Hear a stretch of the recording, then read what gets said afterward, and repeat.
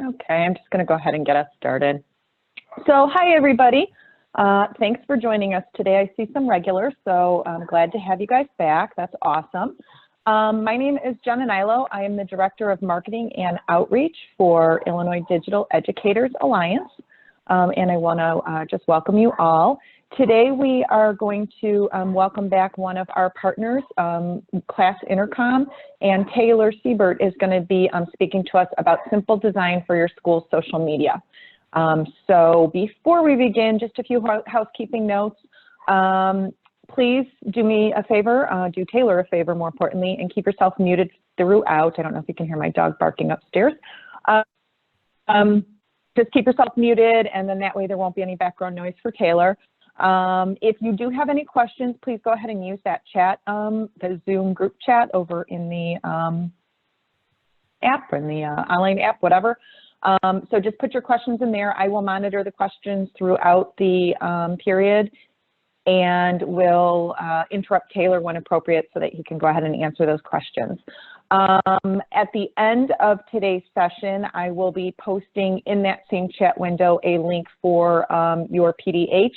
So everybody who joins us today will earn one professional development credit, one professional development hour for Illinois educators. So if you're looking for that, please make sure you hang out to the end and get that link. The link will be available till midnight tonight, and then we will go ahead and turn that off. So once you get it, just go ahead, click, take care of it right away. And then finally, I will be sending out an email by early afternoon tomorrow with today's recording. We are recording this, so I will be sending that out with the recording, and then any other information that Class Intercom wants to. So keep an eye out for that email as well. And finally, this webinar and all of our Wednesday webinars are also posted or linked on our .org/Wednesday webinar. I think that's what it is. Web page. So under the Learn menu item site, you'll see Wednesday webinars up there, and this one will be there tomorrow, as well as all we've been doing over the last few months. So thanks again for coming, and I'm going to pass things over to Taylor and mute myself. So thanks, Taylor. Awesome. Thank you, Jenna. Hopefully everyone can hear me okay, and I'm looking at my second screen here to look at the chat and everything. So I will try to keep my focus if you guys are watching my video, but hopefully you can see my screen. We're excited. This is our second webinar as a part of a 4-part series that we're going to be doing as a part of as being a partner with IDEA, and excited to share a little bit about my passion for design and how you guys can use graphic design is pretty intimidating sometimes, and how you can kind of take some of the things I've learned and create some hacks, if you will, not only for your school social media, but if you're a teacher, and how you can use some of these ideas and themes that we're going to be talking about for promoting the amazing things and the stories that are happening in your classroom and for your school, if that's your role. And so I, first of all, will admit I am not a professional graphic designer, but I've created a workflow that really works for me, and I'm going to share with you, a couple tips. We're going to go through Design School 101 here a little bit later, but there's some things I want to share, just a little bit of background about myself I want to share first.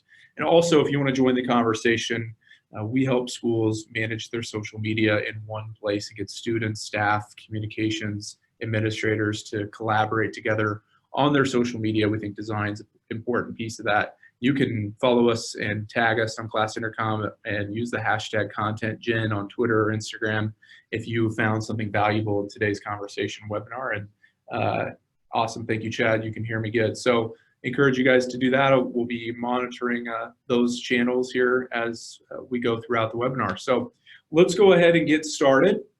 A couple objectives we're going to go through is, why is visual content important, and how it can really help your school stand out when it comes to graphics, or if you're a teacher, how you can really stand out using visual content. Establishing brand guidelines for your school. So if you're a teacher, or if you're the communications or tech person, whatever role you have in the school, it's really important to make sure that everyone is using the same school logo, same colors, font, different things like that. And we're going to actually provide you an example at the end of this I'm going to give that to Jenna to email to you guys, along with this recording and the slides, an actual PDF example for you guys to go through if you want to establish your school brand guidelines, and kind of a template, if you will. We're also going to go through, some different design tools, and that's what a lot of people get hung up on, is trying to figure out which tool is the best. And we've got the answer for you if you want to wait, and we will go through that here in a little bit. And then how important it is to create a process and a workflow when you're creating graphics. It can be pretty overwhelming when you think about creating a graphic for every school event that's coming up, or sporting events, or what's happening in your classroom, different projects you're working on in your classroom that you want to promote. It can be a daunting task, and so that's what eliminates a lot of people from even going down this path. And so hopefully after today, you feel comfortable enough to get into a tool and create something, and we'll give you guys those steps to execute on that. And then also some social media guidelines, image guidelines. And I'm going to skip over kind of how it works in our platform, but obviously you can share graphics through us, through our, Class Intercom, which connects to your Facebook, Twitter, Instagram. But there are specific guidelines that you need to know. And the size of graphic in Instagram is completely different than Twitter. And so how you can, in the tool that you're using, differentiate those sizes in pixels. So a lot of stuff we're going to pack into, probably the next 40, 45 minutes. We'll go through this, and please, if you've got any questions, let me know. I'll be kind of glancing over here. But first, if anybody knows what this is a screenshot of, I will send you something. I'll send you a t-shirt. There's only a handful of you on, so I can absolutely do that. First person to guess what that is. But this is the first computer program that, as I was reflecting on putting this webinar together, I was like, what did kind of intrigue me? SimCity, Chad is the winner. So Jenna, you need to get me Chad's email. That is a SimCity screenshot. Absolutely. What was the first thing, that I can remember as a kid that I designed or put together? And so SimCity was a game where you basically designed a city, and you got to drag and drop things in and create residential areas, commercial, industrial. And I loved it. I had this blank canvas, and I got to create, this city on, an old PC when I was in elementary school, and see it come to life. And I kind of translate that and have the same kind of thought when I'm putting together a graphic, is having this blank canvas, this white box, and being able to create something. And awesome. Yep. Thank you, Chad, for that. And so I kind of correlate the same thing with design, and that's part of my story. And then when I kind of grew up later in life, I was involved in yearbook, and absolutely enjoyed that. Wish I would have taken advantage of the writing piece, because I'm not a really great writer, but I loved designing the spread for the basketball page, even though I didn't get it done. I always joke when I talk to students that are in yearbook that we work with, that I didn't get the basketball spread my senior year done until 2 weeks after I graduated. But I loved using those programs and those tools that we had available way back in the 90s and early 2000s to create content. And that's part of my story and what attracts me to creating graphics. And I'm not the best, I'm not professional, and I'm assuming if you're on this webinar, you're probably not a professional graphic designer. If you are, you should probably be leading this, but hopefully, you have a desire to want to create something, and we'll give you some steps to do that successfully for your school. So the question I want to ask is, and ask yourself is, why is visual content so important? Well, and that's, the answer to that is things have really amplified from back in the day when we all used crayons to color and create things. I have 4 little kiddos at home, and we always have markers and colors. They're always using their imagination, and sometimes that gets lost as we get older. And so I want you to go back to that moment of when you were a little kid and how important visual, content was. Before you could even speak, you could, interpret a photo and know what that was, or an image, or draw something out. And so it's a part of who we are. It's part of our human nature to be drawn to visual content. All the way back, before they developed our language, they were drawing pictures of things. And so that's we're, as humans, drawn to design and really good design. And so I think we can all kind of relate to that. And social media has entered our world the last 10, 15 years and really amplified, how we use that, especially with technology, with Photoshop and different tools like that, have amplified the ability for us to create graphics digitally that are really detailed. And I'm looking over here to my left at an iPad now that I can be drawing with an Apple Pencil, and it's fascinating. And we love visuals. But I do want to also say that recently, last month, I actually met with a visually impaired blind person who, for him, visual content is really frustrating on social media. And so one of the things we're working on in 2020 is going to be a guide for you, because all of these social media platforms, and we're building it into our app, provide you the opportunity to put alternative text to describe what's happening in that photograph. So we are going to be talking about visual, but I wanted to put that in, plug in there, because it was really impactful meeting with Brandon last month, a gentleman here from Nebraska where we're based, that says it's really frustrating going on social media and not knowing what's happening in these photos and these graphics and things like that, because they're not describing that via alt text. And it's really hard. All these social media companies have made it difficult for people to describe that photo. So we all have different perspectives on visual content and how important it is, especially, whether you can see or not see. So I just had a big impact on me. One of the things too is how design can really, be simple. It doesn't have to be super complicated. And I think sometimes that's the daunting task when have that blank canvas, is where do we even start? And sometimes it takes you lots of different variations to create the final graphic. Just like if you're writing something, you're putting together a podcast, you're putting together a video, whatever type of content it is, it goes through different iterations and versions. Just like in your classroom, you're putting together curriculum or whatever project you're working on, it's not perfect the first time you put it together. And graphic design and designing things digitally is no different. It's a process, and what we're going to hopefully help you come up with is creating some templates so that every time you come to that tool that you're using to create graphics, you're not trying to reinvent the wheel. And you'll see here all of these slides that you see, the background blue with our logo and a picture, were all created pretty strategically so that we didn't have to have a different background on every slide. And we do the same thing with all of our social media graphics. We have a certain template and a look that we have. And it's also important to know that a lot of people like myself are visual learners. 65% of people today are visual learners. And so when we're putting together graphics, you have to think about, for social media or whatever website, you have to think about, what's the purpose of this graphic? What's it trying to portray? And how is it different, or how is it complementing the copy, the text that you're putting with the graphic, right? As the saying goes, a picture is worth 1,000 words. And we all know that. And so that's something to always be thinking about, is what's the purpose of this graphic or this design that I'm putting together? How's it going to bring value to other people, help them learn, and be a good, consistent looking graphic? And this is what as I kind of talked about, is what is so daunting, right? This blank canvas, where do I even begin? And one of the things we're going to talk about here next is establishing some brand guidelines to help you put something together, put something to life on this blank canvas. And that could be even drawing it out with a pencil first and then bringing it into a program. Whatever steps it takes for you, to overcome that fear.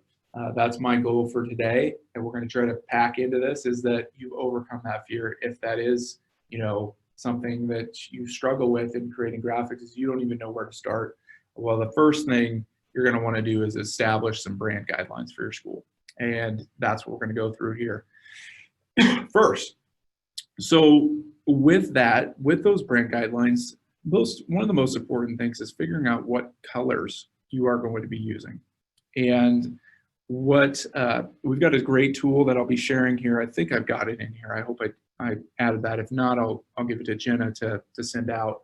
I found a website last month that you can actually upload your school logo, and it will pull and give you a color palette for all of the different colors that complement that logo. And we'll talk about that as well, because a lot of schools maybe don't have a great school logo. So where do you even start with that? But finding colors that are consistent and kind of in line with your school logo is a great place to start. And so this is an example of our Class Intercom colors that we use. We have a primary color that we always use, which is this kind of navy-ish blue with a little green in it. We have a secondary color, which is our yellow, which is in our logo that you saw before, and then an optional green, which I love using for different things like buttons and things like that we put on our graphics. So we've really stayed, about last spring, we did a similar webinar like this for our customers, and I kind of, you'll see our social media accounts. If you scroll down on our Instagram or Twitter, you'll see a shift that we made last spring in being really consistent with these colors. And I've really tried to do that so that I can be a model for our schools that we work with and be an example. And so all of these numbers that you see here, those are different codes. And so the hex code is the most popular. That's the one with the hashtag in front of it. And most software tools that you use will give you that. Once you find or do an eyedrop on a color, it'll give you that hex code. And so you can always copy and paste that into a program so that you're consistently getting that same color every time you design a graphic. So those are our colors. Really important to figure that out. Here is the slide. This was pulled from a school logo that I will show here a little bit later from Aurora here in Nebraska. And these were the 4 or 5 different colors. The last one is white.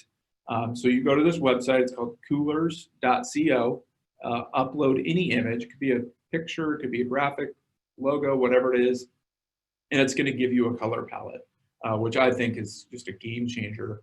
And we have had a lot of schools do this, and it gives you the hex code, RGB, CMYK, all the different codes. If you're printing t-shirts, that's a different, they need a different code, or if you're printing something on paper, digitally, we use the hex code. And so this will give you a color palette that you can use and send out, and we're going to show you kind of a template here in a little bit that you can use to bring all this together. And then probably one of my, my pet peeve is fonts and having a really consistent good font. And nothing bothers me more when I see graphics, and we work with schools and help them with this, is seeing multiple different fonts or Times New Roman. No offense to anybody that uses that, but there is a lot of phenomenal fonts that are free and copyright, free to be able to use, that are really awesome. And you can just kind of Google, fonts I should be using on graphics, and you'll find something. But that is one of my things when creating graphics, is having a consistent font. And so for us, it's Avenir, and then I found another one that's kind of a sub-parent of Avenir called Avenir Next, and I stick to Avenir Next then for everything, and we use Avenir on everything that we use. And I like it because it has a lot of different variations. It's got a bold, it's got a medium, so those are the different weights of the font, typeface, and it just gives you so many. I think Avenir Next has about 8 different variations, and so I'm using that all of the time to make our graphics and our font on our graphics kind of differentiate the text, so it doesn't just all look the same. So you kind of, the title of the webinar is a bolder font, and then maybe the date and time, or for your event, we've got some examples coming up, is in a lighter font. You don't really need the attention on that necessarily. So finding a font that has a lot of different variations, I think, is really important. All right, so this logo here, everyone probably, I'm not going to do a giveaway, Chad, for this, because everyone probably knows what brand this is, right? I don't have the cup in front of me here, but it's something I'm probably addicted to, and many of you are as well. And they don't even need their name on that cup, because everybody knows that logo and that brand. And you need to think about that for your school as well. When people see your school logo, you probably don't even need the name of your school, because most people know that kind of in your area, but thinking about your brand outside of your community, do people know what that is? And I would highly suggest making sure everyone in your school is using the same logo.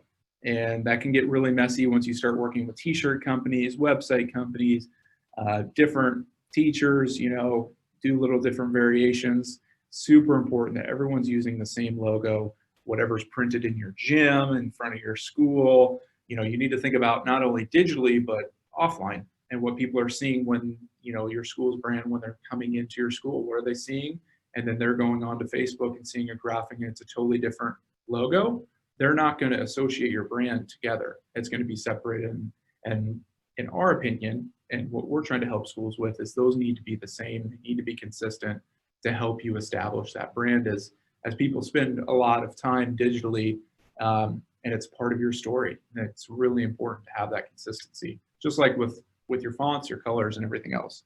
So for us, this is our primary mark logo here. So we use all three colors there for class, and then the intercom, and then spelling out intercom in the blue. And then if it's on a dark background, we have it on a all white logo.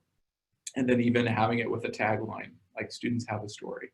So there's different variations for your logo that you could use as well. You don't always have to use the same one, because there's different applications, whether it's, hey, if it's on a dark t-shirt, if you guys can see me here, we put yellow. And so we don't want a blue intercom on a dark t-shirt. That's not going to show up. And so thinking about those different things, having those different variables for your logo. So to recap, colors, font, and logo. What was my other one? Yep, colors and fonts and logo. Those are the three things. And then we've got some different variations in our template that I'll show you here in a little bit. And then, so that's kind of the full logo, but then just maybe your icon. So your full logo might have the name of your school under it, and then just your icon could be, what's on the side of your school's helmets and things like that. And so we have different variations for our icon. Got a little ahead of myself there. So, and these are all screenshots from our brand guidelines that, again, I'll be showing you an example of a school one to kind of give you more context around that. So when you're thinking about your color palette, here's a great example from our one of our graphic designers on our team is thinking about what it looks like digitally and on social media. So you can see they've grouped different posts on their Instagram to be consistent with different color palettes. And so you can see the row up top is with the pumpkin, kind of a fall colors there for their webinar, photo of Ben there in a video and a gray t-shirt. They're kind of all using the same colors. So when people are scrolling, it's not just a mixed match of different things. They're lined up and consistent. And so those are some of the things you probably don't even think about, but as visual people, we're seeing those things. And one of the reasons why we talk about this is, how are you going to make people stop scrolling on their phones, right? As I'm holding up my phone, how are you going to make someone stop? And what makes them stop is that they recognize, oh, that's Class Intercom, or that's this school, or this teacher, or this administrator, because they're always posting kind of something similar, and I find value in that content. And so I'm going to stop and engage in that. But if it's different every post, as far as graphics go and colors and things like that, it might not stand out, and it's not going to be consistent, and they might miss it on their feed when they're scrolling. Something really important that you want them to say. And from a school standpoint, we think that's really important for you to establish that. And so this is just, again, another example of looking at those photos and having purpose behind all of these photos, right?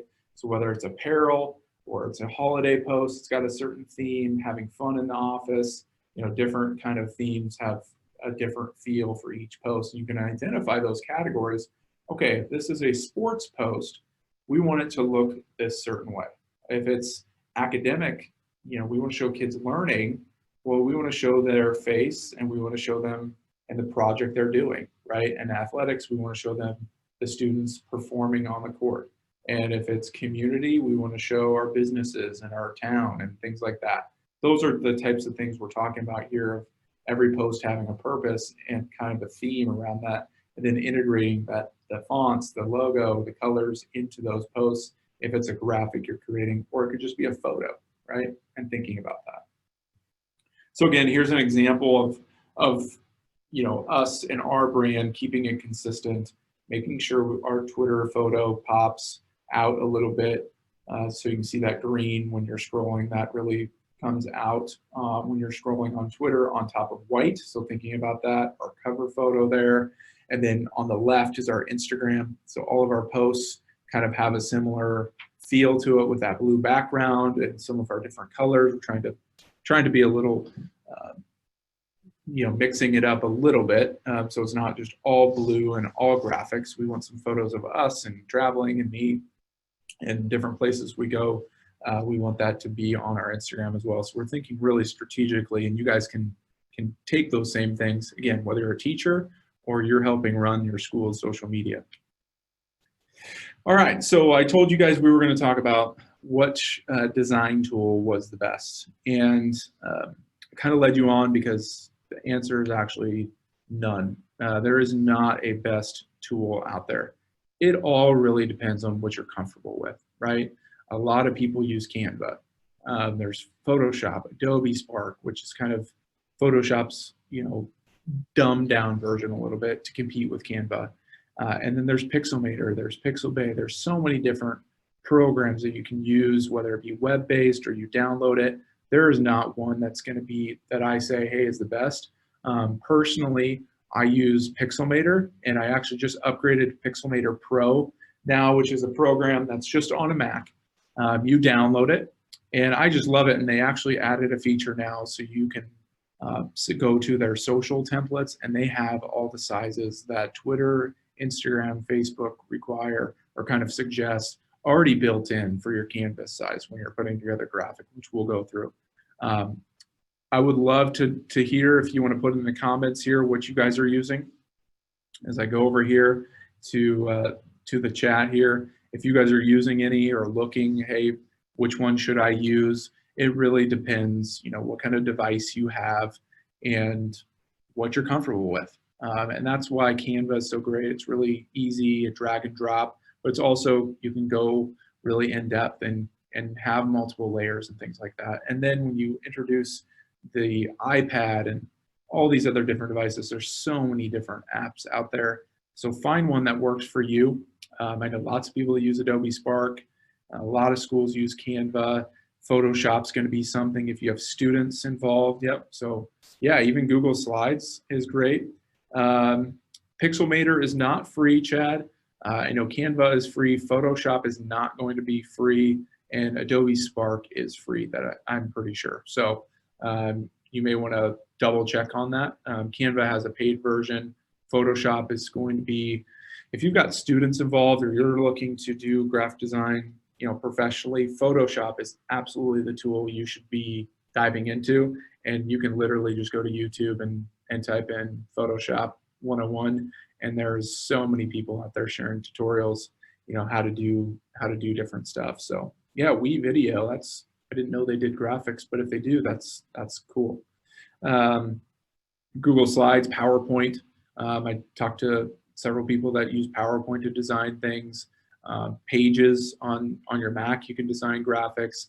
The best thing about these 4 tools is you can specifically say, hey, I want it to be this size in pixels, which I don't think like Google Slides really can do, or Photoshop are going to be a little bit tougher to say, hey, I want this to be 1024 by 512 in pixels, which is what Twitter likes to have their size. Or for, okay, you can customize the size. Sweet, I didn't know that. And so that's what's nice about that, is when you first open up these programs, it gives you, okay, what size do you want this canvas to be? So awesome. If you guys have any other questions on the tools, just please let me know. So let's go through a little design school 101, some tips that you can really use and apply to how you're creating graphics. And so again, the first thing is figuring out what type of font you want to use. These are the different types of fonts. I'm a fan of sans serif fonts. I don't like serif fonts personally. That's going to be your Times New Roman, Georgia, Fairmont. Those are typically for, print. And then you've got your sans serif fonts, which is Avenir, which we use, Arial, different things like that. And those are better for bold or all caps type of things. And sometimes I like to mix in a little script font to kind of make things pop out if I'm using an all caps deal. And you guys can get on our Instagram at Class Intercom and see, I've been kind of mixing that into our graphics a little bit. And so those are the different variations of fonts that you're going to want to choose from. And then trying to mix them together is really an art, and just trying different variations out, right? And sometimes when you're doing graphics too, you want to pack all this font into it and fill up the entire space. Not necessarily something you need to be concerned about. Having a bunch of extra space, like you see on this slide, to show the photo from behind is not always a bad thing, especially if it's a sports promo graphic or something like that, where you want to see an image. You don't need to fill it up completely with text. A lot of that text, especially some of the minor details that you want to include on that graphic, could be included in the copy of your social media post. And so we suggest not using more than 3 different fonts in a single design, and really think about how that is key to your design. And so to that, here's a great example of, taking a photo of, a teacher, and the background is blurred there, they're writing in their notebook, and finding space to put the copy or put the text, right? And so you've got your heading, we've got a pencil graphic that separates with that line, separates your subheading, which is your date. And notice we did not put this in the middle of the graphic, because it would have been really hard to read on top of her hand and her coffee cup and the notebook. Some of those colors would have mixed together, like the dark text over the coffee mug would have blended in together. And so we're on the next slide here. I'm going to show you how you can add some gradient, overlay on top of that. For this example, that font up there really pops on top of that white background. The pencil with the line separates the date and the time for your subheading. And we always suggest, if you can put your school logo in a consistent location in any corner, put it down into a side. It doesn't need to, you don't need to be the hero of the graphic. They know it's coming from you typically if it's posted by you, but it's also really nice to have that consistent branding with a logo. But strategically placing that, this is a great, if you want to take a screenshot of this, or we'll send out the slides, this is a great just kind of example for you to use as a template for you when you're creating graphics, right? So you've got your photo, heading, subheading, and logo, and that's it. Now, finding the right photo that can fit the heading, subheading, and logo is a big part of it, but this can at least give you, kind of some guidance in thinking about, your graphics. So here's another one where you can utilize where you've got some white space, right? So we've got your text up top. If we would not have put that little circle, half circle on that layer in between the photo and the text, we would not have been able to read that text, right? And that's kind of wasted space up there. And we wanted it to be white text. And so adding that little layer and then turning the opacity down in the tool. I know I might be saying some things that you're not familiar with, but there's a tool, if you add a shape on top of a image, you can turn the opacity down, which makes you be able to see through it. And so then it's not a solid color, and it really doesn't disconnect the photo from that text and that shape up there, which I'm a huge fan of. And you can see that on all of our graphics. You can see it on our background graphic here too. Turn the opacity down. You're going to see an example here in a little bit of a school that has a suggested opacity percentage, which we just did a webinar yesterday with a group of 7 students. And this sophomore gal created their brand guidelines, and she's like taking ownership in it. She's being a leader. It's really cool to see. And so the main part of the photo was highlighting these students, right? Obviously, if you were a school, I would want to see their face. But for this example, we didn't put that. And then again, thinking about where your logo is going to be on that. So really having balance is a great example for that. All right, when you think about layers, this is the hack that you can use that I've been using for the last couple years in creating graphics as not a professional graphic designer, is taking a photo. So you've got a photo of students, athletic event, your school, a drone, a photo, overview of your school, whatever that is, whatever is, the context of what you're trying to get across in the video or in your graphic. You want to have a photo that relates to what you're talking about, right? So if you're creating a graphic about the Chiefs, or in your case, the Bears, right? We should probably have changed that. You're going to have a photo of that, and then you can add a layer on top of that. And you can see you just drag a shape and then turn the opacity down so you can still see the stadium. But then that Go Chiefs in white, you'll see the difference there, really shows a lot more with that layer.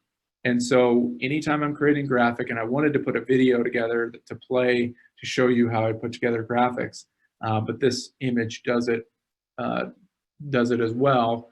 But to see it, the process is literally dragging in a photo into Canva or Pixelmator or Photoshop, clicking the shape button and doing rectangle, dragging that shape to create a box. So you've got the shape there, turning the opacity down, and then putting your text on top of it.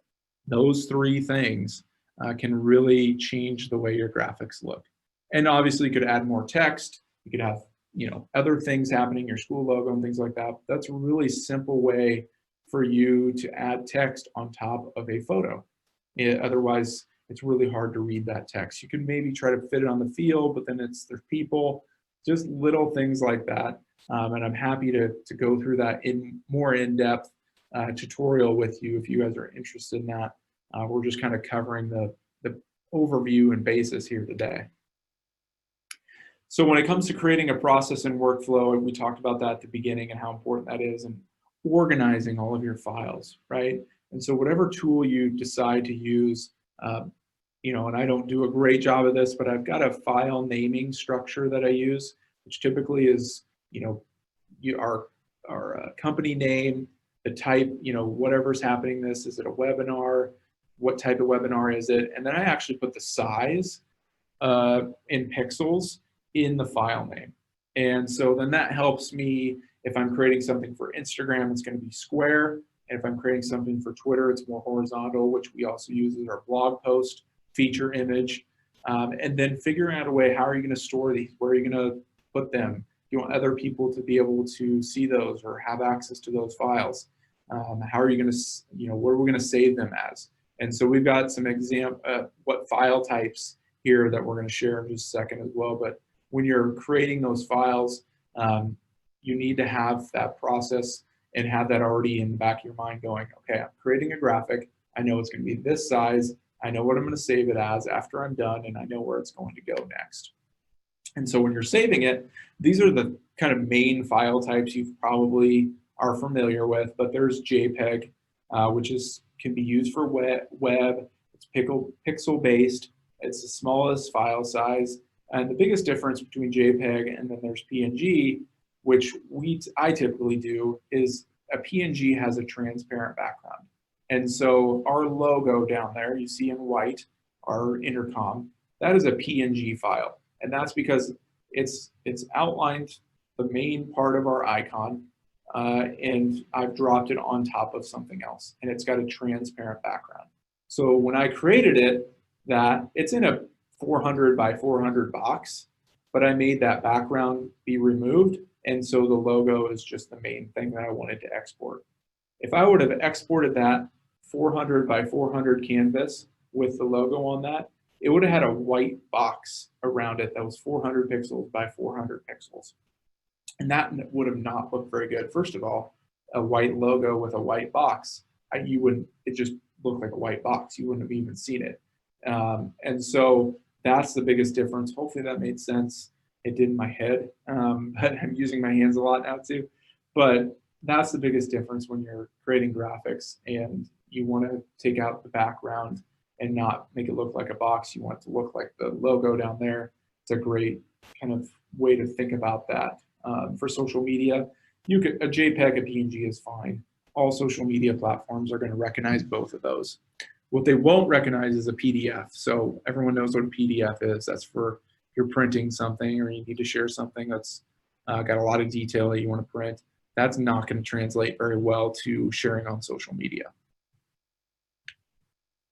All right, so then social media. What are the different sizes? So obviously the big three, the ones that we connect to in addition to LinkedIn, Facebook, Twitter, Instagram, and LinkedIn. What are the different sizes for that? So we actually have a guide. I will send that to you, Jenna, and you can send this to them. We've got it in a PDF that I'll send you guys. You can print that out and hang it up in your classroom, give it to your students. But we kind of will go through this. We've got a couple minutes left here, but first thing is Facebook, right? What is the size for your profile picture? So that's a square image typically. Your cover photo is different than putting together a link or an ad image, which is going to be more horizontal, which is 1200. They suggest 1200 by 328.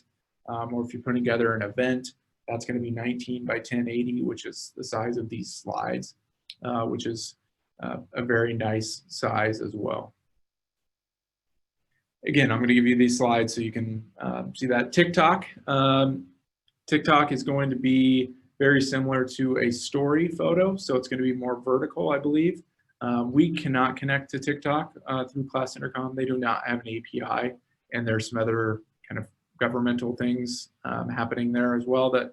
And Snapchat does not have an API either. So Twitter, Instagram, LinkedIn, and Facebook do have APIs for us as a third party to connect to. So for Twitter, a Twitter post, like I said, 1024 by 512 is kind of a rectangular post. So if you're ever scrolling through, you'll see different size images. And if you click on an image and then it shows you more of it, it's probably not 1024 by 512. It's probably maybe even, like an Instagram post, 1200 by 1200. And those are pixel sizes. Again, when you open up these social media or these design tools, it's giving you hey, what size of canvas do you want to work within to post to wherever you're putting it. So you can take a screenshot of that. Again, I'll send you the slides. You guys will have that. And I'll send you the PDF that has all of these sizes on one sheet. All right. And then just to reiterate, always use PNG or JPEG for your file types for social media. And another thing too to think about is to maintain the image quality and the resolution by always using original photo. So if you've got the photo from your iPhone or you've taken it with a nice DSLR camera, whatever that is, use that original. Don't let that resolution go down because that can really affect how it looks when you're posting that on social media. It can be really blurry if you didn't want it to look very blurry. So there's one school I wanted to highlight, and you can go on our, you find that PNGs fill in? Yes. Yep, that is correct, Jenna. So you would need to put some other type of background with that PNG. Otherwise, Twitter will, just put black boxes of black around that PNG for sure. So you need to create a 1024 by 512 canvas, put the PNG, and then you need to create a shape to have the color that you want to be that will take up that full area. Don't let Twitter determine that for you. Otherwise, it's gonna look bad. And I'm happy to share that with you. So we just did a webinar yesterday with this school, and it was titled How to Create Consistent Student-Generated Social Media Content. And they actually have a team of 7 students that are creating social media content for their school. And that's what we do. We help schools with this, help them facilitate this through our software and our platform to safely do this. So these students are getting on, they're creating graphics in Canva. They have a sheet there, you can kind of see it, of calendar events. And Mr. Berdura, the teacher there, the bald guy, a good friend of mine, is actually sharing with Noah there to his right, to our left, a couple design tips. And this was a huge moment for him. You're going to see a graphic that one of the gals there on the right created at the beginning of the school year and how far they've come now. And we got to highlight that. They are just doing an amazing job of creating consistent graphics and content. They do some really cool video content. And so this is just a great example of when you give students the space and opportunity and permission to create, they've got ideas and can flourish within that, and just need a little nudge, a little guidance, and that's exactly what they're doing, and we're happy to be working with them. So this is one of their first videos. I found out who the gal was yesterday that designed this. She had never designed a graphic before in her life. And I asked her, where did you, come up with this? She goes, I don't know. I just started dragging and dropping things, right? And made a gradient background that's black, really this, a serif font there. The logos are big. She grabbed the clip art of the volleyball and a net. The verses is behind the net. The time is showing up, the spacing, a lot of space between Columbus discoverers. And she admitted, she didn't know what she was doing. And this went on Twitter, which was a square graphic. And so on Twitter, it actually cut off the two school names. And so you couldn't see all that. So again, another great learning opportunity for them to go, what's the purpose of this graphic? She just was told to create a game day graphic, and that's what she did. And so now they've got a really cool system, and they're actually thinking about their audience and how they're consuming that. And this is now their volleyball post at the 2 months later in November. They got a hold of a local photographer who takes photos at their games. They wanted to show, they're really strategic. They're like, we don't want to show individuals. We want to show the team. So all of their photos show the players' faces and their teams. They always highlight in real big the Aurora volleyball versus whoever. They've got the date, the time, the location. The school logos are smaller. They integrated their hashtag into that.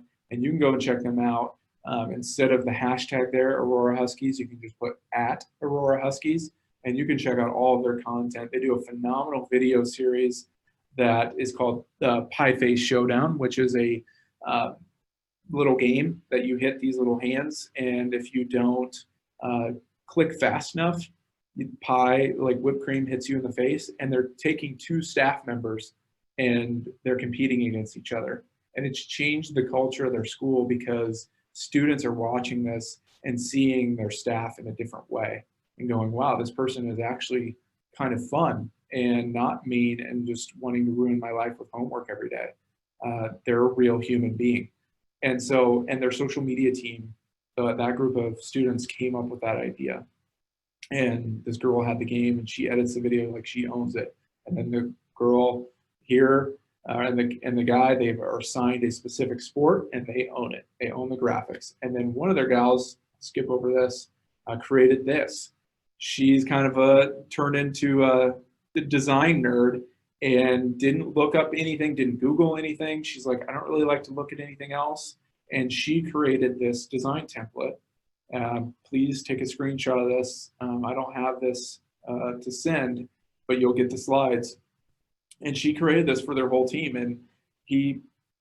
Badura, the teacher yesterday during the webinar said, they actually, now there's some accountability with their students. They're using it. They're actually going, oh, hey, you didn't use Norwester on that graphic. Can you change that? They're self-policing themselves.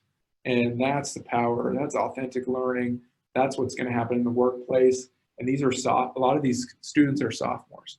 And so they've got their font, their transparency they want on photos. They've got their hex codes and then the logo they want to use. Super simple, but really easy. You guys could do this for your school and it could be a real game changer, especially, if you're getting multiple people involved, having that, everyone being on the same page, especially students. So love this too. I'm glad you guys are digging this. All right, I'll skip over this and how you can distribute all of this content through Class Intercom. Happy to give you a demo if you guys are interested in that. I've got my contact information here a little bit. Before that student created that, I had created a similar kind of brand guideline. So check your email when Jenna sends it out. I'm going to send her the PDF for that. Just to give you guys an example of, I just went in and created this, just drag and drop. It doesn't have to be pretty. I think she created this in Canva, and so you could print that out if you want, but I'll send you the one I created. Just kind of uses that coolers.co website, got your primary logo, you got your icon, your font, and happy to give that to you guys as an example to share with, you know, some of your team, other teachers, your administration, to go, hey, I really think we need to be more consistent with what's being put out to the public in our community and on our website and social. Also want to, as we wrap up here, share with you, we put together an amazing social media trends and education report. We've got a lot of great feedback last spring of how schools, districts, from really large to individual schools are using social media and some of the trends that we see coming in 2020. You can go download that. When you get the slides, it's linked to the report page, and so you can go download that. And I think Jenna's got the link for that as well. There's the bit.ly link, which I think maybe as Jenna wraps up, I'll put that bit.ly link in the chat here. So yeah, that's all I've got. I'm about to lose my voice here.